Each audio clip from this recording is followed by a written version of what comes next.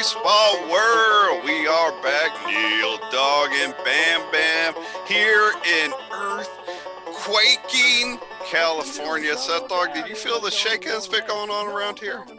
I did not. I missed that. A little shake.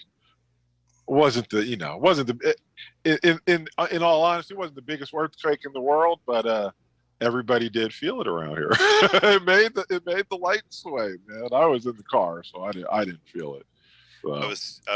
Well, we got some guests with us, and we're going to introduce them shortly. But I was before the show talking to one of our guests about like when their team had been here in Stockton, California in 2009, and that is the epicenter of the earthquake that we were mentioning. They had a 4.8 or 5.9. You updated me, right? No, the 5.9 was on the Nevada border.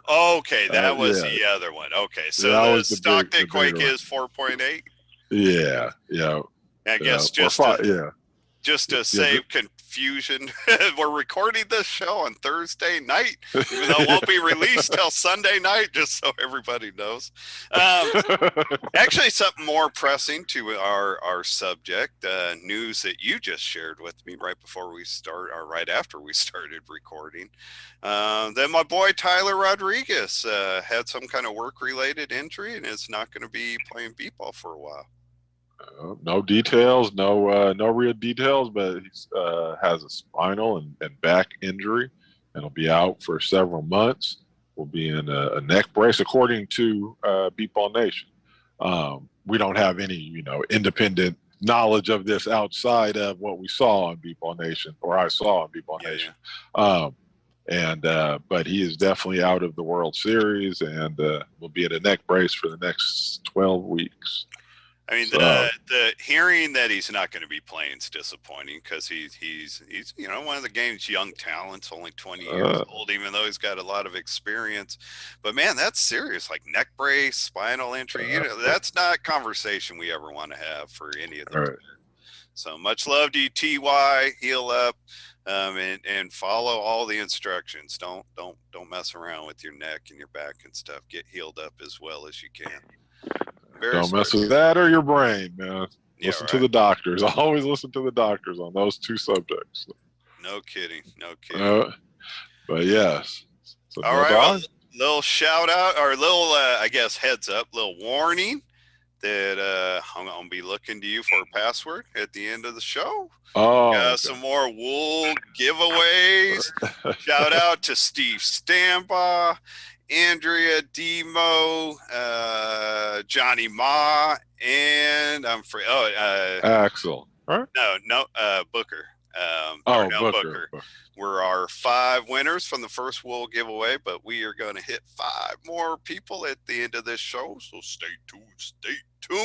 Set Dog, as we are now, 3 weeks from right now, we'll be down to like the final 6 teams at the World Series. Yeah, right. Thursday night, right? If I'm doing my math right. So as we close in on the 2021 Beat Baseball World Series in Wichita, Kansas, we are going to feature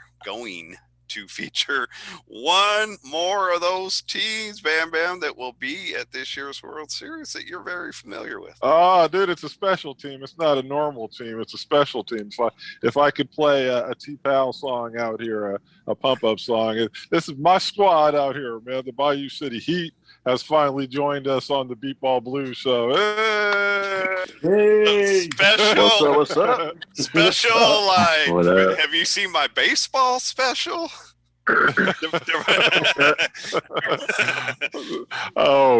But we have 3 people joining us, Neil Dog. I'll do the introduction, since these are my folks, though I have played with some of them a little longer than others. The first one is our player/coach, Lee Rodriguez. Old school. Lee, welcome. What's up, Seth? Welcome to the show. Thank you. The next is in order of seniority is Hunter Mouton. The bull? I thought it was Hunter the Bull Mouton. Yeah, that's the bull, man. They got you playing up front though, right? They got you playing up front? Right now, yeah. Yeah, man. Right, I was like, man, a bull up front, man. I don't know, man. The gazelle. Lead the way. Lead the way. You don't let the cows lead the way. You put them horns up front. Right. I hear that. Right. And then one of our newer players, even though I won't be at the World Series, I've only had the opportunity to play with the man for 1 year, but that would be Juan Carlos Munoz. Hello, Juan. Welcome to the show. What's going on, Seth? What's up, Neil? Welcome to all Neil of Dog. you. Yeah, these are my boys, Neil Dog. Have a way at them, man. Have a way at the Bayou City Heat, man. Well, let's start with you. And now that I've heard Leroy thrown out there, I don't think you'll ever hear me call you Lee again. But Leroy, my boy Leroy.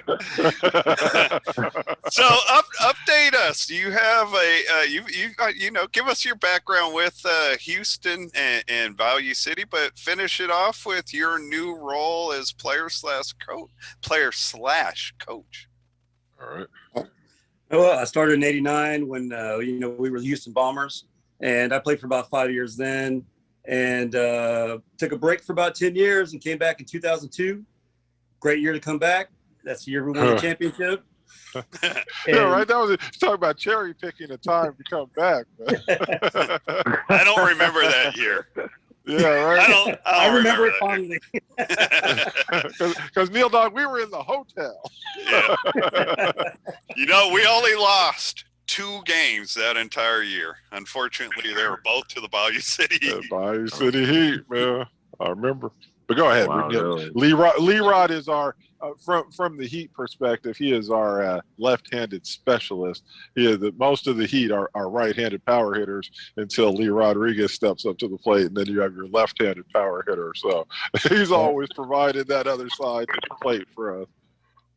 Yes, sir. Yeah, and so I've been playing since 2002, man, and 2002, of course, was my favorite year. But I guess things get better as you get older, right? I've been doing a little better here in my later years, and ultimately, like you said, Neil, this year, going through a transition year, so taking over a lot more of the coaching duties, and just love the team that we have here, and I'm ready to go. I'm ready to go to the World Series, man.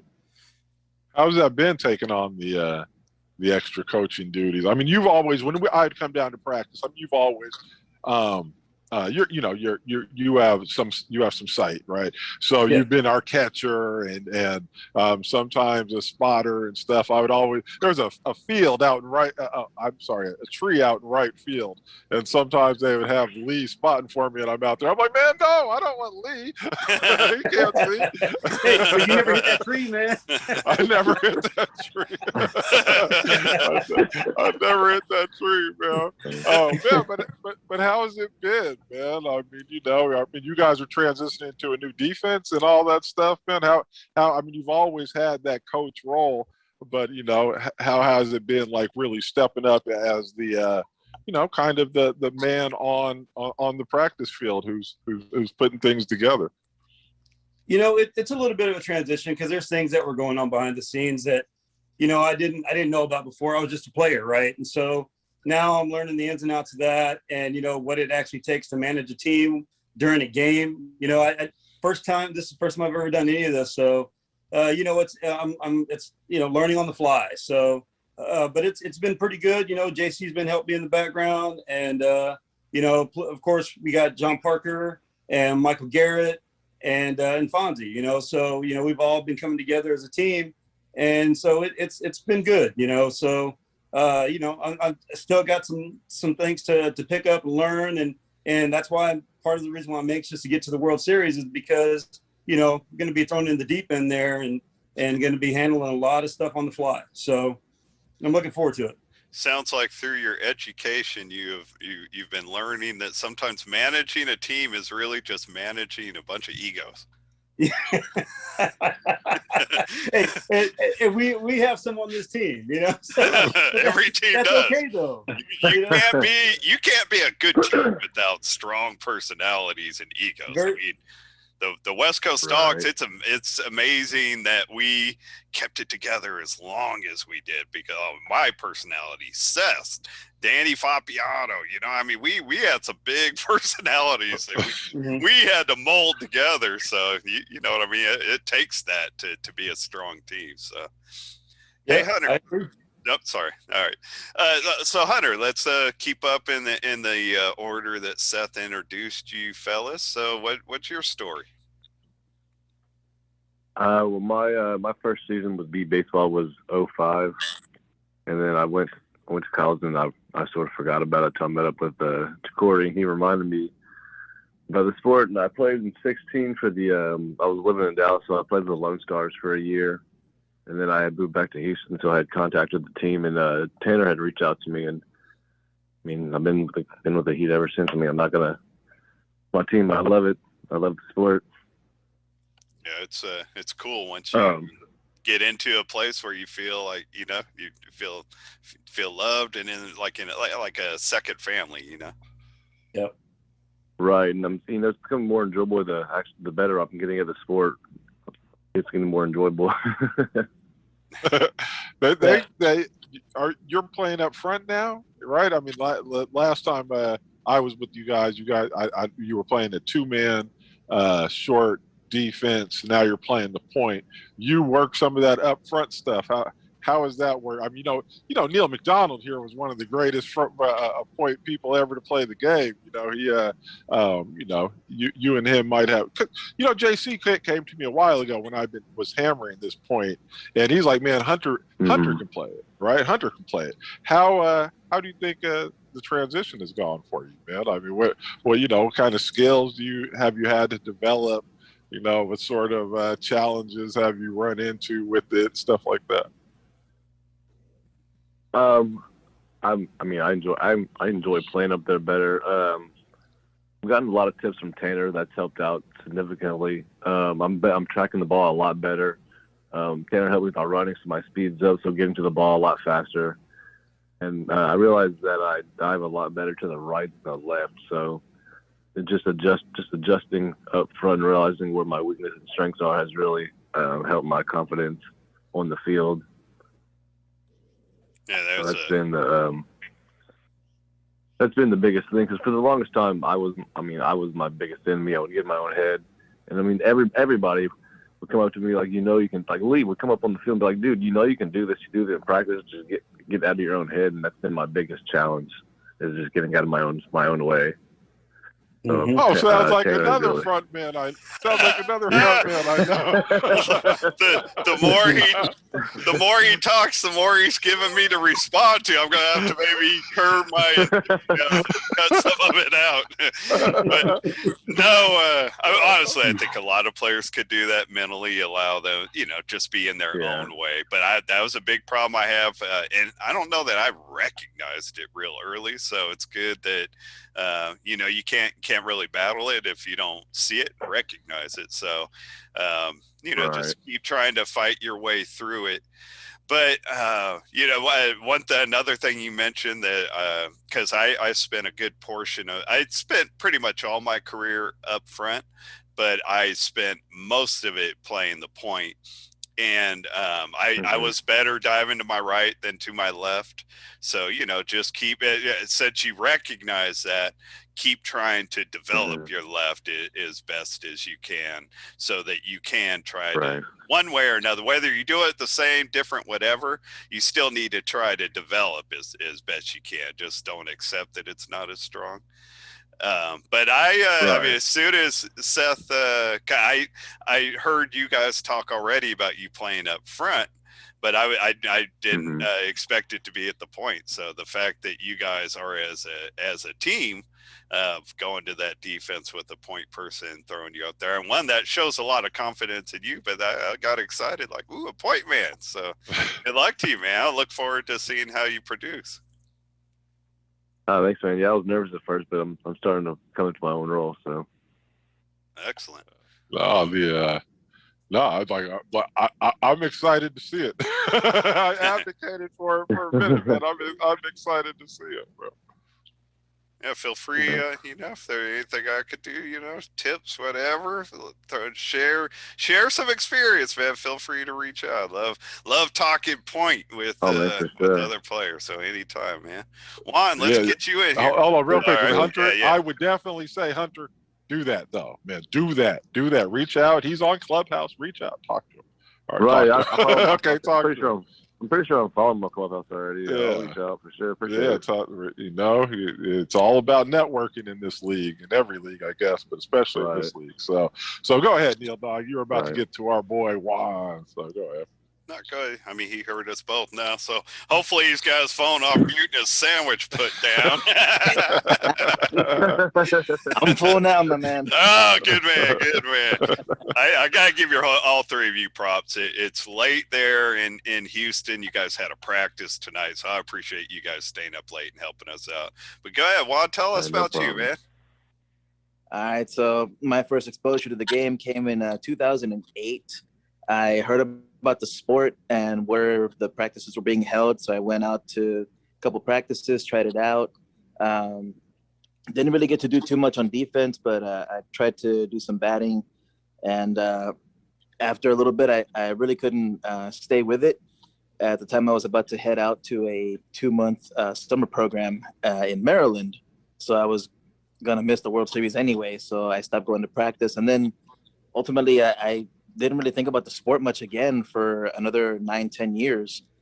2018, I wanted to give the sport another shot. So I reached out to the team, got called by Michael Garrett. He recognized me from before and told me where the practice was going to be, when they were going to start. And I've been with the team ever since this. So I joined in 2018 officially. And I've been to now 2 World Series over in Wisconsin and Oklahoma. So this will be my, I guess, officially 3rd year with the team since 2020 didn't really happen. But I'm happy. Your 3rd World Series in a row, but it's your 4th year at the team. We're not going to take a year away from you because of COVID. There you go. That's the best way of putting it. Yeah, my 3rd World Series for sure. I was just gonna say, man, as a new player coming in and being able to work with Fonzie on offense.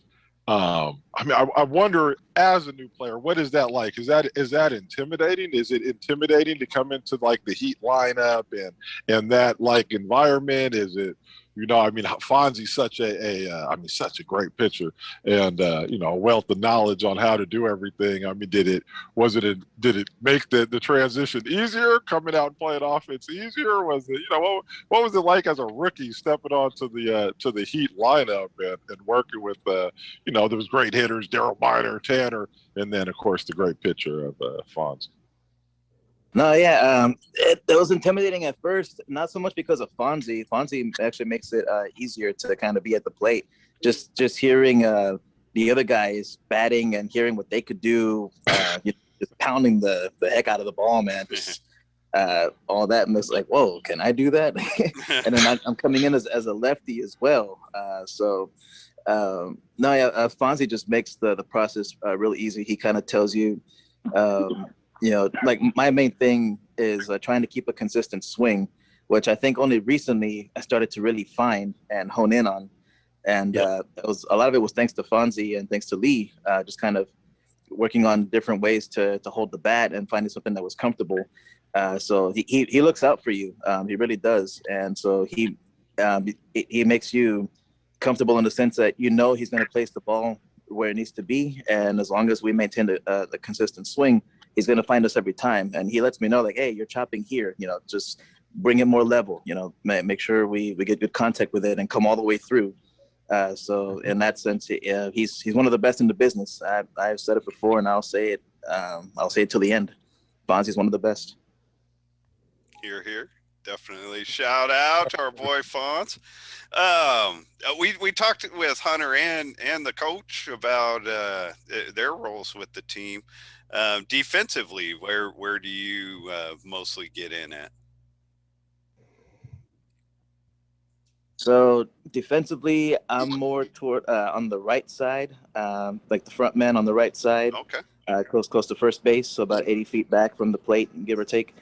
So that's been kind of my main spot. I've played a little bit of rover here and there, but I tend to always find myself in that front position on the right side. And I'm starting to come into my own there.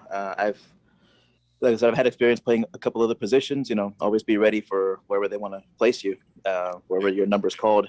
But I've always felt that I was better on defense than on offense. Up until recently, I've noticed right away that I got a good handle on tracking the ball and getting to it. So it's just a matter of getting the techniques down for getting down right away and not kicking out, and just all the fundamentals of going after a ball. And especially knowing when to charge a ball that's hit short and try to get to it as fast as you can, but get slow down picking it up so that you don't bobble or anything. That's all good stuff. Hey, so widening it out to all you guys. I watched some games from where were we? Ames. So I think we were at Ames. Were you guys at Ames? Something like that. The tournament that just passed. We were in Bolingbrook. Bolingbrook, that's what. No, it was. we were in Bolingbrook. Yeah, Bolingbrook. One beat ball tournament, another. You know what I'm saying? It all kind of blends together. It's hard, but how did how was that as a learning experience, right? As it points to the World Series. I know the Heat likes to play some games beforehand, so you guys can work some things out and stuff like that. I mean, what is our outlook? How are you guys feeling rolling into the World Series just like 3 weeks away? And you guys have a scrimmage coming up too. Go ahead. I'm sorry. Right, this weekend.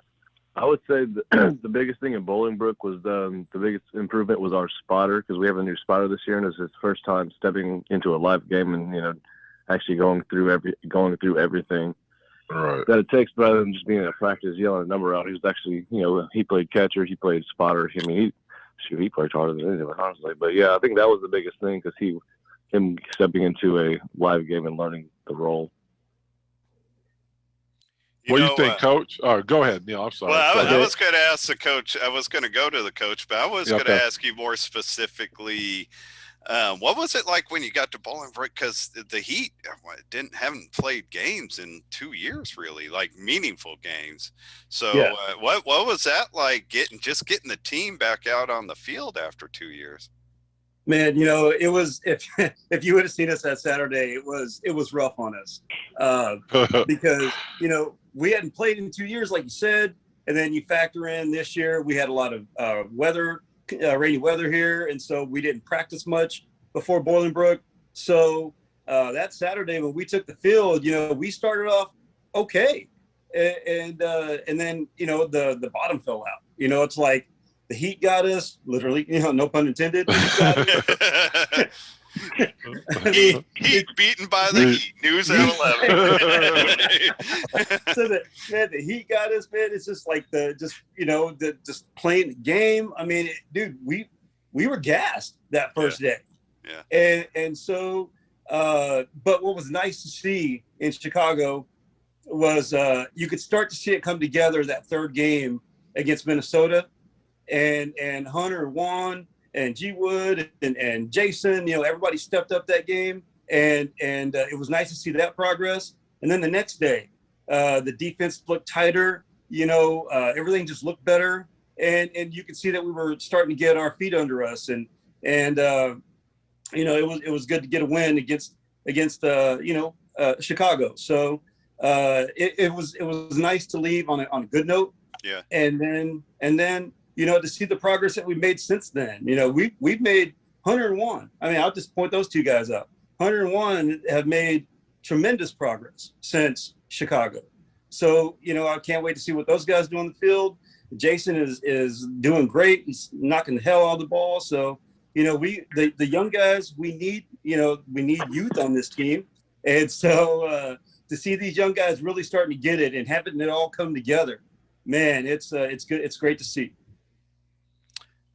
I noticed just real quick. I noticed you guys the seeds for the 2021 tournament just came out, and you guys are at 7, right? Going by memory. 6. Oh, 6. That's even more. 6, I believe. Yeah. Yeah, that's even more respectful than I thought. So I mean, considering all the you guys, I thought 7. Yeah, no. Be the AC. No, but a lot of quite a few teams played last year, played more games than the Heat, and these other teams have played in a couple tournaments with the Heat just playing in Bolingbrook. I thought, I mean, again, I was thinking this at 7, but even more so at 6. Obviously, you guys, being away for the most part for 2 years, the respect is still, like, the expectation of you being a contender is still there. It is. And, I think we have a good, strong team this year. And, it's nice to see, like I said earlier, having it all come together. And, I can't wait to get to play in Wichita because, being a 6 seed is good, but we have work to do, and we're ready to play. So yeah, I think kind of now the tournament is really wide open. I mean, the Thunder were thin beforehand. Now they've even become a little bit more thin, and it's kind of a wide open tournament. I don't know, I can't remember who was in your bracket off the top of my head, but it didn't seem like it was that difficult of a bracket. I mean, sometimes you get those lower seeds and it works out really nicely for you. But I am wondering, like, how are our offensive practices going? How is Fonzie? I see he's all fired up on the board. I mean, I guess offensively into practice, right? I mean, I'm a believer that you win the game in practice, right? It just plays out at the World Series. I mean, so how is, like, offensively everything kind of coming together, especially with your younger players, on the offensive side of the ball? Man, it's coming together. We all of us, whether we're veterans or the young guys, we all had to put work in, and we saw what it was like in Chicago, and we knew that we could do better. So to see the progress that we made since then, it's been good to see. Myself, Daryl, Blake, everybody's hitting the ball well, and then you talk about the younger guys. Man, to see what Juan did today. Juan got thrown 3 pitches today, and he hit all 3 pitches. One pitch drill, baby. Yeah, I mean that's progress. To see Hunter, Hunter is really improved. With his batting. Before he was really stiff. Now he's up there and he's putting some strength in it. He's really improved a lot. Not only just with his consistency, but his power and contact. So there's been a lot of practice in the last month since Bolingbrook. Hey, well, and Juan, can I just jump in real quick here? Yeah. Hey, Hunter and Juan, I mean, how does it feel now to be the young guys that the team is kind of counting on, right? I mean, Joe and Ja'Cory left. They had been the young guys. Jason's still around. But you guys are, you guys have kind of stepped in. How does that feel? What is that a intimidating thing? Is that something that fires you up? What's up, Juan? How do you feel about it? No. Yeah, no, it's tremendous pressure, of course. It's a high level sport. It takes a lot of skill, a lot of effort and dedication. But coming in, like Lee said, we're coming into our own. All of us, whether veteran or non-veteran, had something that we had to work on. And so just kind of taking that responsibility, shouldering it, and just doing what we need to do, putting our heads down and just kind of going to work on areas of improvement and just putting in the effort. Like I said earlier, my biggest issue on offense was always just finding a good, consistent swing that I was comfortable with. It certainly seems like we've been achieving that this week, especially at a couple BPs that we've already had. Lee mentioned that I put 3 balls in play today on 3 pitches when I was up to bat. So I'm really wanting to carry that into the series. there'll be times, especially early on, when I get to our first like tournaments and stuff in 2018, where I got the butterflies, I got the nerves, and it got to my head a couple of times. Didn't do well at the plate, but now, having been here for a little while, starting to kind of come into my own, I think, on offense. And I guess I just want to carry that momentum into Wichita and just see what all we can accomplish as a team. All of us kind of know what our strengths are, but especially we know where we need to improve. And that's what we're trying to shore up, with a couple weeks to go before we all travel. I played in 23 tournaments and started every single one on the first day with butterflies. So don't ever worry about your butterflies. That just means that you're thinking about the games. Hunter, What about you, man? You ready for your new challenge? You ready for what the season's going to present to you?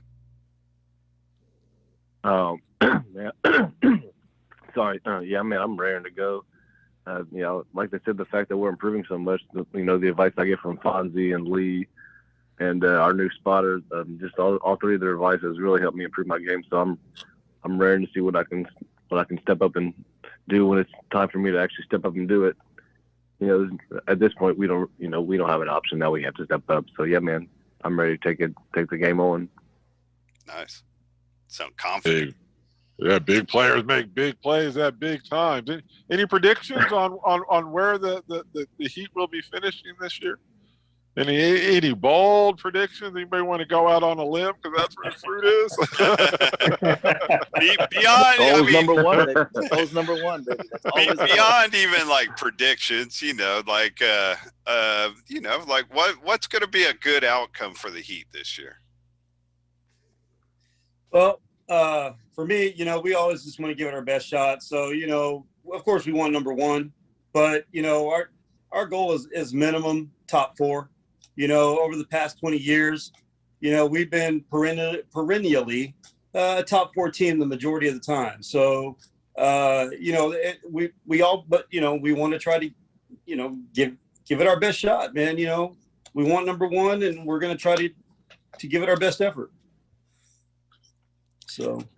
Do you have, because you guys have a scrimmage game coming up against Bryan College Station, right, this weekend? Do I have the right team? Yeah. Yes, sir. Yes, sir. Yeah, you got it right. So in your final tune-up before the World Series, what are you guys looking at? What's going to be your focus going into this? Defense and consistency at the plate, just keeping that consistency, and hitting and running to the base, hitting the bag. For some reason, that's always been a big issue with us, man. I raised my hand. I've added to it a little bit. I've been there doing my push-ups because I missed my base. On missed bases, because the last few years I've listened to so many streamed games, and that's just something that the person, whoever is given play-by-play, just can't hide the disappointment of a miss. Because it's like, oh, what a great hit. Yeah, they're going to get that. Oh, stupid son of a missed the base. They just can't, none of them. They just can't hide that disappointment. So whenever you miss a base, don't go back and listen to the stream. Yeah, right. Well, cool, fellas. I don't have anything else for them, Seth. Nah, man. Hey, I just wish you guys good luck, man. I'm rooting for you guys, man. So in the end, appreciate it, man. Thanks, top Appreciate four it, as always, man. Appreciate you having us on tonight. Hey, keep Daryl humble. Keep Daryl Minor humble. Oh, man. That's a tall order, my friend. Hey, Seth, you know how we are at practice. That's a full-time job. I've been riding his butt. Shout out to one of the NBBA's great long ball hitters, Daryl Minor. That guy's been a monster at the plate for like 30 years. Yeah. Oh, and he's a speed burner, too. Yes, sir. On behalf of the team, man, shout out to your son, Trajan, man. Hope he's doing well. sir. Hey, I appreciate My that, nephew. man. I appreciate My nephew trained. Good. That's my nephew, the football player. Are you guys Yeah, right. replacing a spotter because Trajan won't be there with you? Yeah, unfortunately, KB stepped up this year, and we're volunteers. We've always been trying to find them over the past few years, and that's been an issue for us. But yes, we definitely are going to miss Seth and Trajan at the tournament this year. They both have helped us tremendously over the years, and so yeah, it's we're sad that you're not going to be there, but we. So that's I don't know if you know, but we had to go to one spotter because you did. Yeah, Wow. we had to go to one spotter because What's this, 1990? Yeah. Right. Yeah, we got to make it work, man. Oh wow. Yeah, we got to make it work. But KB stepped up, man. He's picked up the game real quick, and he's doing a great job. No, that's good. That's a lot of pressure, especially on a rookie spotter like that. Yeah. That's a lot of work. Yeah. You're definitely gonna have to make sure you are pumping him up. It's like, man, he's highly one motivated, man. call He doesn't keeps matter, us going. man. Yeah, Hey, man, spotters, they blow a call, game. they think it's their fault. It's like, nah, man, Right. I should have been listening better. It's on me, exactly. man. I should have been listening better. That's exactly what I keep telling him. I'm like, no, man, you're good. It's me. I messed up, not you. Exactly, man. I should have. Well, But yes, hopefully Trajan promise- will be back one day. I was just gonna say I can't promise anything at all with Seth, but I do promise you'll have Trajan back one day. After my nephew. Oh yeah, Trajan NFL career is over. Step is not. Sorry. Well, now he can make money in college with his name, image, and likeness. Oh, so, yeah, right. Hey, just in time, right? Right. Wouldn't he benefit more by going to a California college? Have I been hearing that right? Like the California school? I don't know. We can't go down that rabbit. I don't even know, man. If the school pays Yeah, for right. Trajan's college, man, All that's good good. enough for me. Even better. That's the All only good. thing they got to put behind his name is scholarship athlete. I'm good with that. Well, with the All right, audience, since we're recording early this weekend, before the weekend, there are two tournaments. One in Champaign, Illinois, that we learned about when we had Greg McDuffie on the show live with us. And there's another one, I believe, in New Jersey. So we're going to have to touch on those in next week's show. See if there's anything that we can highlight from that, anything significant to talk about from those tournaments going into the World Series. Seth Dog, do you have a password for us? Neil Dog, I've struggled with this. I don't know what to throw out to you. I don't know. Hunter, I don't know. Hunter, do you have a password? Just make up anything you want. I'm gonna make a Bayou City Heat, but man, that's redundant. Man. And it's 3 words. Oh, it's just All right, one word. Yeah, right. How about Minor, man? Minor. How about Minor? There you go. All right. Yeah. In honor of the great Daryl Minor, I always used to tell the guy, man, when I grow up, I want to be Daryl Minor, man. So we'll do it with Minor, man. There you go. All right. So our password is Minor. The first 5 people that respond, and you 3 are not included. Exempt. Yeah, you are exempt. You're exempt. Oh, and no. The 5 winners for the first time around, they are all exempt also. Sorry, it's our employees of the Beatball Blues show Yeah. and their guests are exempt from winning any of our prizes. for the next 30 days, next 30 business days. So our 5 previous winners and these 3 gentlemen are all uninvited to join in the fun. But if you know where we post our shows, Beatball Nation, Beatball Central, my page, Seth's page, wherever you respond, the password is minor, and we always like it if you could throw something in there. Don't just throw minor out there. Give us a little something for the show. One thing I loved about all 5 of our first winners is they each threw out something different from the show, and I loved every piece of it. Speaking of tonight, bringing it to tonight's show, Darnell Booker put up the password was Quakers, and get ready for the point to come back or something like that. Defense. I love that. So throw in a comment and the password minor, and if you're one of the first 5, you will be included in the wool drawing. That is a donation based drawing. You can win an Apple Watch 6. You can win what's the other one? I'm drawing a blank on. The Beats. You beat Dre's. Yeah, Dre. The headphones by Dre. Yeah. So big prizes. Get in touch with Wool.